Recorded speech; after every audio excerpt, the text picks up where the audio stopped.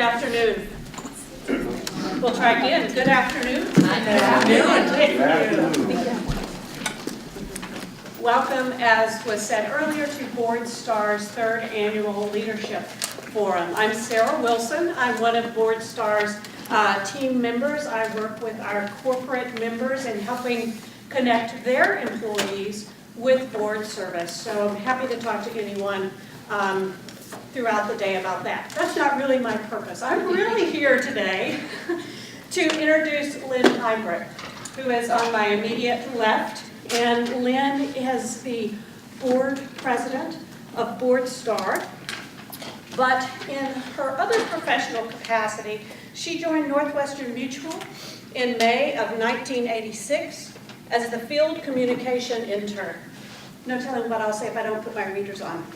Since then, she has had various positions in employee communications, events management, and public relations. In August of 2004, she became the grants manager for the Northwestern Mutual Foundation. She currently serves as program officer for the foundation.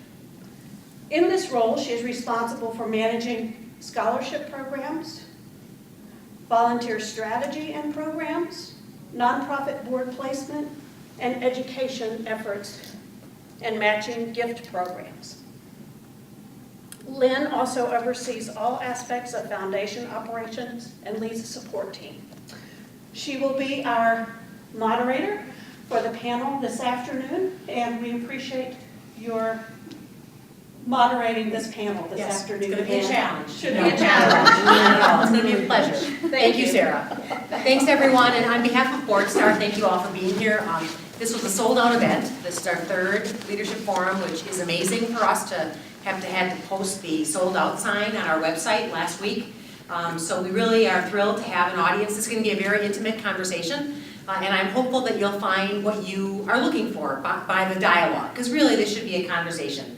We have four very illustrious panelists with us today who are going to help us understand the benefits that organizations can have, as well as the benefits a board can have by employing a strategy of an interim executive director.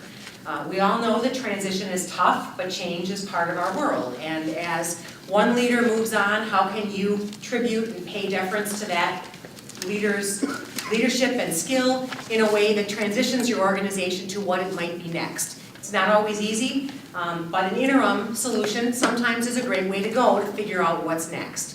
So I'm going to ask each of our panelists to go ahead and introduce themselves to you so you get to know each of them. Then we're going to walk through some questions and answers, but we're also going to leave plenty of time for those of you in the audience to voice your questions. And anywhere along the way with a group this size, just throw up your hand and I'm sure we'll be willing to try and answer your questions. So first, Mindy. Hi, I'm Mindy, and I have a firm called Leading Transitions, and I do what's called executive transition management with exclusively nonprofit organizations usually when they're experiencing an actual leadership transition at the senior level, and also do succession planning for nonprofit organizations. Thanks for being here, Mindy. John Turner, would you introduce yourself to the audience? Hi, nice to see you. I sort of have worn three hats. I've been a career nonprofit executive, mostly with YMCAs around the country, and I've been a CEO of YMCAs on the West Coast and the East Coast, including here in Milwaukee and Miami and Berkeley and Delaware and so on. But about 7 years ago, my family and I came back to Milwaukee for family reasons, and I started to nose around in terms of what kinds of things are going on in the community that I could be a part of. I'm very mission-driven, wanted to see what I could do to help.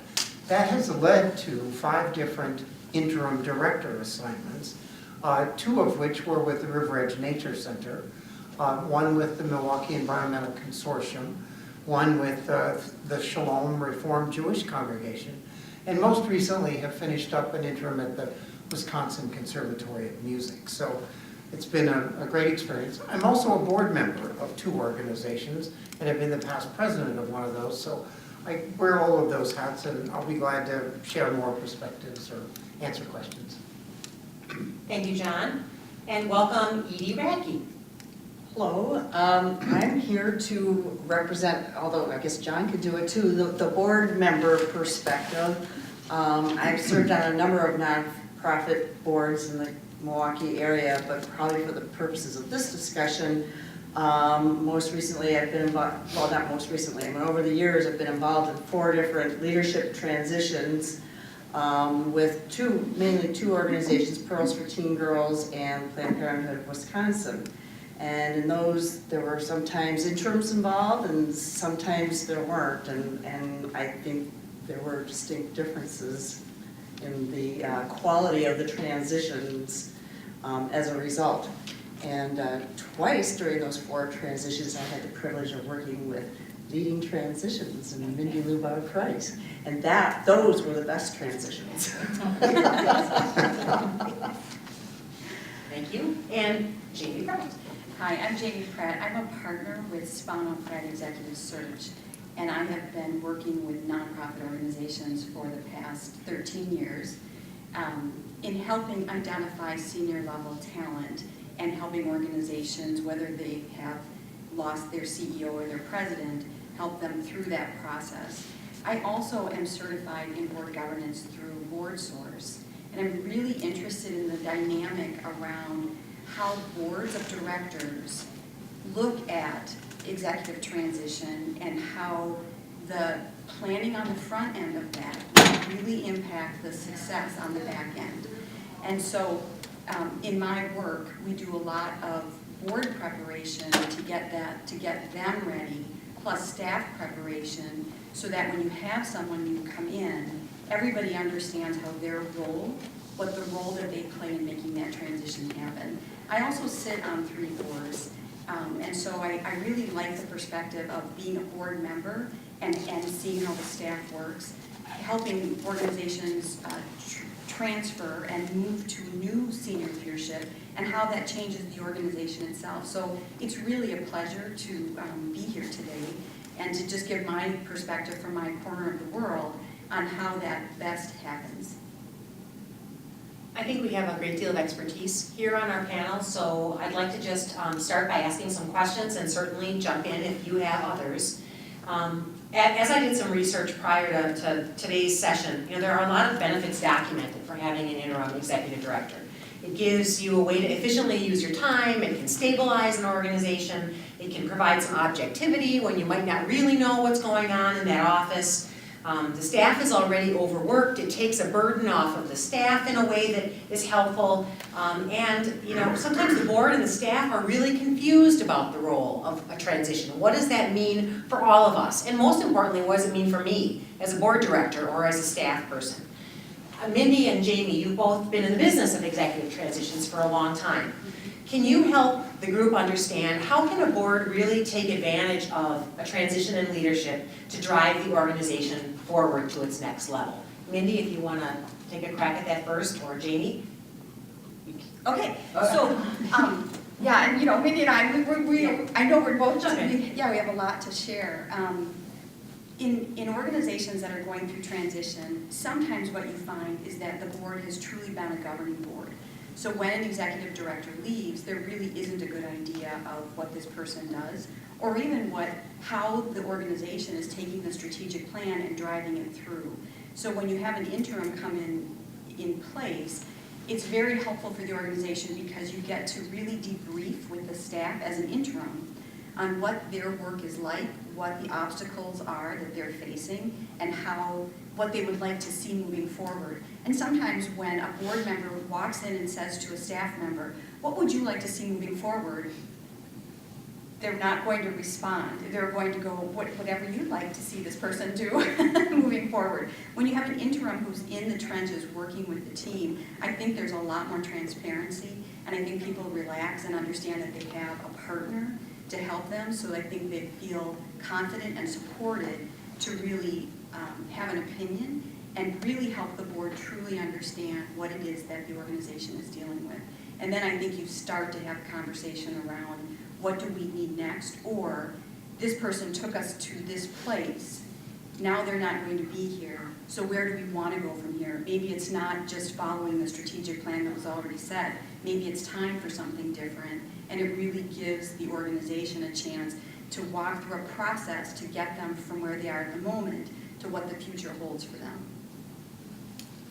Yeah, I agree with all of that, and I think what can be really good about that too is that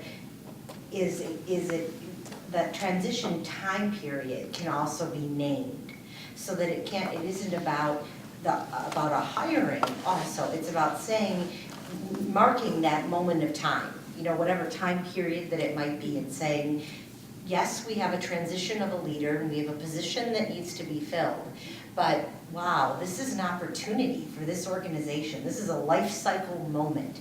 And what do we need to do, if anything, and usually it's something, right? For every organization, every entity, every family, whatever you want to look at, what can we do to really maximize this period of time and name it, to make us healthier, stronger, better before accepting a new leader? And then that's really that beauty of that, naming the time period of this interim period and bringing on usually an external interim. And that time, as we've seen many times, a lot of times, I think when we get called in, it's a time of real vulnerability. I mean, it's certainly a time of change. And it can be a time of vulnerability and a time where lots of bad things happen, or it can be a time of great opportunity when somebody comes in and says, okay, what do we need to do? And has that leadership style of, I really want to make things better. I certainly don't want to let them slide. I really don't even want to just watch them be status quo, but I really want to make things better, which you can certainly talk about, so that somebody actually, when they come into this new relationship, can really be successful, because that's obviously our ultimate goal. It's not just to fill, but to make sure somebody can come in, stay, and do really well. I wanted to follow a comment because I've lived this experience. If you don't choose the right interim, John is the right kind of interim. He's awesome, and he has executive presence. He has board experience, so he understands exactly where the lines are and not to cross them. But if you find an interim who doesn't understand lines and doesn't understand how to help the staff, I've seen it become a very negative situation where the staff, it's even like they almost feel like it would be better if they could just go it alone and not have to deal with this new person now that they have to manage. So I think that in part of our conversation, we'll get to a place where we can talk about what are the criteria in an interim person so that we really move the needle. I think part of the success with someone like John is he doesn't, I don't believe, have interest in the job for real. So making sure that the interim person that you're identifying, consultant you're working with, is aware that the individual you're considering doesn't want that job permanently. Because I think that can make for a very slippery slope in many cases. Edie, do you have a comment on that? Did you have an experience like that? Yes. Exceptions to every rule. Pardon? Exceptions to every rule. Exceptions to every Sure. rule. Sometimes it works out the best for that way, because I think, well, for example, in the last transition that we did with Planned Parenthood, we were having a lot of problems at the time within the organization and throughout the staff. There had been a lot of disagreement about what had actually happened. And so we were very pointed in our search for an interim that this would be only an interim situation. I had been in other situations where it was kind of left maybe a little bit more open-ended, but this was negotiated up front. You are here to do this right now, because we were very aware that changes were going to have to be made, and we wanted this person to feel free to make the changes necessary without any concern for his or her legacy, were certain factions going to be built up or anything like that. And we got several months into the situation, and it ended up being, a wonderful audition for the actual position, and we still continued our search, but this person, it ended up very well, because we saw that we had a gem of a potential CEO in our hands as this interim, and also she changed her mind about, you know, because she had gone into it thinking she only wanted to do it for a few months. And so we now have a CEO who was the interim. You also were part of the Pearls for Teen Girls transition from the founder of Pearls for Right. Teen Girls. Right. So that's another situation when you have a founder who is transitioning to the next phase. And I think in some ways, an interim is even more important in a situation like that, where there is so much vested interest. What can you tell the group about that experience? Well, actually, probably not as much as you would like to hear, because we were very planful about that whole transition, and so it really took place over a year with the founder, you know, letting us know a year in advance. So we really were only about a month without a CEO. So we had someone who did step in to help us with some of the operations, kind of the finances, but she really didn't come in as a day-to-day interim CEO, because we had been so, you know, the board had worked hard to figure out where is this organization going without this person that had really been the face of Pearls for so many years. So it was more about the planning and the transition and, you know, getting the founder together with the new CEO, and it was more about that than Sure. an interim leader. But still, a year plus of transition, Mhm. when that may or may not have been on the board's radar screen, certainly Right. throws a wrench into your governance of your organization. So just allowing for the flexibility that you need at that time, and the understanding that you're probably gonna need more capacity on your team, on your board, to be able to staff things appropriately and make sure that the ship is still sailing in the right direction, but the back office is being documented in a way that you're gonna be able to know a year from now what happened. Well, and so I would just step in and throw in that I think the thing that an interim can really do for a board, you know, as a board member, you know, a lot of times you lose a CEO, but then we were losing the founder of the organization, and panic sets in. Right. And I think knowing that you have an interim can help ease that panic so that the board can focus on what it should be focusing on, not the day-to-day operations of the organization. And that's always a challenge. I was board chair of these organizations, and it's always kind of a challenge to keep the board doing the board's work and not trying to get into the day-to-day operations of the organization. And by having an interim, it kind of breaks that tendency from the board's angle. Great, thank you. John, if I could turn my attention to you. You've had experience now in 4 different roles as interim. What advice would you have for a board who might be considering this course of action? In order to really be ready for what an interim means, what should the board be thinking about ahead of time? Well, and let me just go back a little bit. I think every situation is different, and what it is, where you are. The interim assignments that I've been in are 2 of them where the exec was terminated. 2 of them were a transition, they were moving on to other positions. And each one of those are very different. I think I'd be one that would make a case from an interim perspective that the interim not be a candidate, you know, for the position. And one of the things that I've found is that I think an interim, the right one, can ask questions, and if they're not a candidate, they can ask questions that nobody else can. And they're asking the questions from the perspective because they're not wanting the job, but they're coming in and asking the kinds of questions, whether it's related to staffing, or the board relationships, or what the key issues for the organization are. One of the things that I've also found is in a couple of the interims that I've been in is it was a sort of picking up what Mindy said, is that it's been a good chance to step back, take a look at who are we and where are we going. And in several of those cases, we literally did a strategic planning process. Not a long-term, but a short-term to say, what's different now, and where are we going, and what do we need to be doing in the next couple of years. And in each of those cases, the results of that, looking at where we are and where we're going, really made significant changes in the criteria that the board was looking for in terms of the exec. And really saying, wait a minute, we need to look differently than maybe we had thought we were going to be looking prior to this. And so it's, I think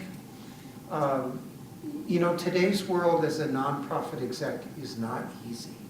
It's a very challenging job, and so you need the right kind of people who are equipped to be able to handle that. And it's, the interim and the full-time, you've got to be able to raise money, work with the board, work with the staff, be a representative in the community, know budgets, and understand program and that sort of thing. So anyway, I'm not sure that helps, but I think though, if you're so inclined, that it could be a chance to step back and really ask the right questions for that period of time and set your targets in terms of where you want to go. So anyway, I'm hearing you say kind of seize the moment of change. Sure. So looking at that as an opportunity to really peel back the layers of the onion, which I think was referenced earlier today already, to understand how is our organization today different than it was 3 or 5 or 10 years ago, and what might be the opportunities moving forward. And I think that's particularly the right course when you have a founder or a long-tenured CEO, because the board usually has, at some point, really deferred. And you have somebody who's been in the role for 20 years. The board's just extremely excited, and the board chair is just praying that the person doesn't leave on their watch. They just don't want to have to go through that. But there's a Deborah Fugachu from the Donors Forum was sharing with me that if you have a founder that leaves an organization, historically the next executive director will stay for 18 months. That's the average. And then they'll leave because the board itself didn't really change their role or wasn't as engaged perhaps as they would have been had there been somebody newer in the role where they would have had to stay on task. So I think that there's a real benefit if you have a long-standing person or a beloved, long-tenured person that you take that time out and really ask the questions and get people engaged in a different way, and then you're much more likely, one, to have engagement all the way around from the board and the staff, as well as a defined plan for the person coming in to say, at the end of the first year or at the end of the second year, here's really where we want to go, and this is really what we'd like you to accomplish. And any incoming president or executive director loves when somebody can say, here's what we'd like you to do, because then you've got a really good chance that you're going to achieve that goal. Could I add, just because I would agree with that, and one of the things that I think is true is as you look at planning and setting goals, there are a couple of cases where I've been where the board has said, well, let's wait for the new director to come in and help set our targets and where we're going to go. And I couldn't disagree with that more, because it's the board responsibility to set the targets. And one of the organizations that I was an interim for really didn't do that years before, and they had an executive who had his own agenda, which was not the agenda of the organization. And so it's important to allow time for the board to own where you're going and to ask those questions, and then to say, okay, what does that say about who we want to carry out those tasks and those responsibilities. And it makes everybody more realistic, so the board's not waiting for the person to come in and rescue, and it's really realistic as to what the outcomes will be. Great. I think that, that thing about the person following the long-term leader, the founder, and you just can't say enough that I feel badly when people worry that has to happen, because it doesn't with the right process. Yes, following with the right that, mindset. and with and sometimes I think boards sometimes almost accept that that's going to happen to them, following somebody long-term. It's like we just have to deal with the fact that somebody, it's like the rebound boyfriend or the rebound girlfriend, right? And it's like, no, that doesn't have to happen. You can go do your own personal growth work so that the next relationship's healthy. That's the only analogy that I can think of with this. And it's the same is true with your organization. If you can give staff, board, some, grieving time, space, have an interim period of time, whether it's an interim leader, if you can do your work, there's no reason that you have to have what I call the accidental interim. It doesn't have to happen that way, unless there's, just circumstances beyond your control, or you didn't do your work. So, I think that's just it's a myth. And there's so much what unfortunately. we did the last year, the clean was at Pearls, we spent a lot of time. Yes. And it was a young organization at that time, so our mission needed some clarifying and tightening, and it really helped the board to know better what they, you know, what process they were really engaged in and what we really were working for. So Colleen was very involved in that last year, so that when we did go look for a new CEO, I think that is a key reason why that CEO is still, Danae Davis has been in place now for 7 years, I think. Yeah, Right. yeah, She's yeah, yeah, Right, and right. going strong. But that comes from the board owning the process, certainly being informed by the founder, the leader over time, and then being open to what those challenges were down the pike. So I think you've done a really great job of encapsulating what that successful model looks like. Any questions from the audience? Well, you guys have been talking a lot about the successful model and what works, but I like horror stories. All right. Keep it So, positive. yeah, and then, but we can turn to some Yeah, no, positives. that's fine. What should a new leader, interim leader, do? But let's go to the horror stories for just a moment, just for fun. What shouldn't they do? As they're going, because you're talking about asking tough questions, and, you know, I can imagine that people are thinking, hey, wait a minute, you know, we've been doing this a long time, and, you know, who are you to ask all these pointed, dragging questions? So a little bit on the horror stories and things to avoid. Oh.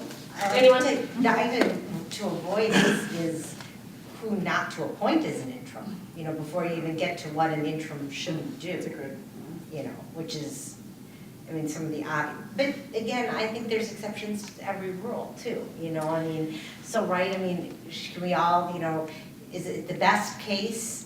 And maybe everybody all agrees, is the best case to be able to find an external, professional, objective, doesn't want the job interim? Sure, you know, but can we always do that? You know, not necessarily.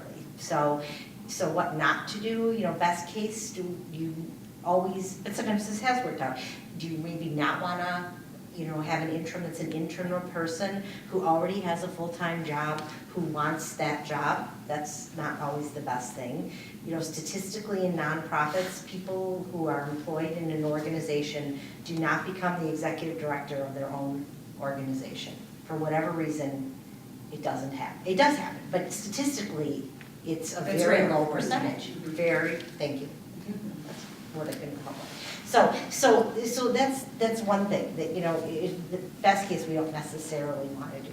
And in another thing, and I have seen it work a couple of times, you don't necessarily want to appoint a board member as an interim. Talk about a hard thing to go back to, is now, you know, once you're in and then you're out. So that would be two things that I would suggest, that horror stories. But again, I've seen a couple times where it's worked. So I'll give you a true horror story, because I have all that gray hair, just to frame how that experience changed me. A board that I worked with decided to appoint a board member who was retired to run the organization because the person knew the staff. But they'd never been in a leadership role, they had never managed people, but they really liked the mission of the organization and they'd been a really good board member. And they were retired, so they had a lot of time. And so unfortunately, this person, while didn't declare that he wanted the job, started acting like he was protecting the staff from the board. And this really odd dynamic started happening where anyway, you can sort of anticipate what occurred. The board thought they had somebody taking care of the staff. The staff, by the end of the transition time, didn't trust the board at all, because this person was there to save them from this, because they, in their heart, probably wanted the job, but didn't really acknowledge they wanted the job. So I think the lesson on that is lack of clarity on what the organization wanted the interim to do, lack of skills of the person that they put in place to do the actual work, lack of communication between the board and the staff, so there was no transparency on where the organization was going. And you know, these things happen with the best of intention, right? Nobody goes into the job wanting to do poorly or not wanting to do the right thing, but wherever your experience level is in life is the skills, the toolbox that you have. And so you'll use the tools in your toolbox, whether they're the right ones or not. So I think that it's it's really helpful when you decide to have an interim that you clearly know the skills that you need this person to have and what you want the outcome to be so that everybody's clear on it and that there's some system in place so that there's a check and balance. There, that's my, it's only Thank you, happened now I'm once. satisfied. Yeah, it's only happened once in 13 years, but it's very impactful because, like, people really are emotionally attached to their work. And boards are volunteer people in the community that heart and soul want to do the right thing. But if you work for a nonprofit organization, it's your livelihood and it's your career. So to be sort of dangled around for a while while people are trying to figure it out is really hard on staff. And you really want to make sure that they're not out there without a true advocate and without really having a good communication plan. So I think some of what both of you said speak to criteria around what you might be looking for in an interim. So maybe we could spend just a minute or two on that. I mean, John, you sort of teed a few up. Knowing the budget, understanding how to manage staff. What would be your key hints about criteria, skills you were looking for in an interim? Let me give you two examples that I've been through that relate to that. My first interim was at a nature center. And my experience was not as a nature center exec. I'd run nonprofits and large nonprofits around the country. But I was interviewed for the interim and they, I think to some degree, reluctantly said, okay, well, you've had some experience, let's do this. But their heart of hearts said, we want somebody who's an environmental educator. And I wasn't an environmental educator, but it's back to what you said, is that I think you need somebody who is a good listener, somebody has an open mind, somebody who can relate to both board and staff and be an advocate and a team player for both. And at one point, one of the board members of the Nature Center, finally a curmudgeon guy, came up to me and said, we just really don't see you as a flora and fauna guy, but we appreciate what you've done. And one of the things that ended up happening is that in our strategic planning, they set a criteria in terms of what are the skills we need, and it wasn't an educator. It was somebody who knew how to manage an organization. And so, I guess I would say you really need somebody who can come in and listen and share their experience, but not come in with their own agenda. To be objective and so on. And my most recent one was at the Conservatory of Music, and I'm not a musician, I can't sing, I can't play a musical instrument, but I love the organization. And it was a great experience for me, but I think I helped them because I could bring my own perspective and be the person who could help the board and staff communicate and move to where they need to go. So anyway, I don't have anybody with their own agenda. So. Well, and I'm hearing diversity in what you just said. So since this afternoon's meeting kicked off with diversity as the topic matter, diversity is more than just appearance. It's more than skin color. It's diversity of thought and opinion and experience. And I'm hearing you say, think of that when you're considering who is the right person to potentially serve in this important role for your organization. I think that the combination of somebody who has very strong leadership and management skills, somebody who understands how staff need to be inspired, even in an interim period of time, to continue to do the hard work that they do. The other part of that is the more board experience that an interim has, the more they understand board governance. And so they really do have both pieces of that. And I think that's really where you're set up to have the most success, is that if you have somebody who understands board governance, understands what to go to the board with, how to share that with the board, understands that they're working for the board, but then can really manage on a daily basis. And you're right when you say listen. I think people more than anything, to have a leader listen to you, listen to your ideas, listen to your concerns, it's so valuable. I think we all look for that anyway, in all our relationships. But if you have that with a manager, you feel like it's a good day, it's a happy day. We have just a couple of minutes left before we're standing between you and a nice I know, glass of I- wine. It's here behind us, so I'm sensitive to that. But questions, Tricia? Do you recommend length of time for an interim, a range? I think it, this is like the answer that we have. It depends on the situation, if you have a board that really doesn't understand the operation and what the organization's going through, you need to have enough time to go through that and really have them engage and understand how to get involved. So you really want to bring somebody in with an open end, because you don't want to say, we need you here for 2 months. And then what happens when 2 months end? The staff is expecting that within 2 months the position will be filled. Expectations are set really easily. It's just better to say, let's give ourselves time. This is the goal, here's the outcome, let's go through that together. We'll have an idea of how long that's going to take as we go through it. And it's complicated if there's crisis. It You really know, is. if you're coming from a very complex situation and there's a crisis involved, that makes it more difficult, I think, and takes more time to untangle what was going on and be able to position yourselves for success. That's been my experience. There's a Compass Point Nonprofit Services on the west, you know it, on the West Coast that does a lot of research. It's just compasspoint.org. If you don't know it, it's great. A great resource. There's a lot of research, and they say that right now the average nonprofit transition is 4 to 8 months. So, and certainly we've seen it, 1 month, a couple months, not 1 month, 2 months to 18 months. But that's the window. So I think if that's what you want to tell an interim, that certainly doesn't hurt. It's a good thing to think about. My, Go ahead. no, 'Cause you're. my interims have gone from 4 months to a year. And in the most recent one was one that said, gee, I think maybe we can do this in 4 or 5 months. It was 9 to 10 months. But there was a flexibility, and there were situations that came up. And I think if there's somebody transitioning like the one that you had, you were planning for, that's great. If there's terminations, that's a whole nother ballgame.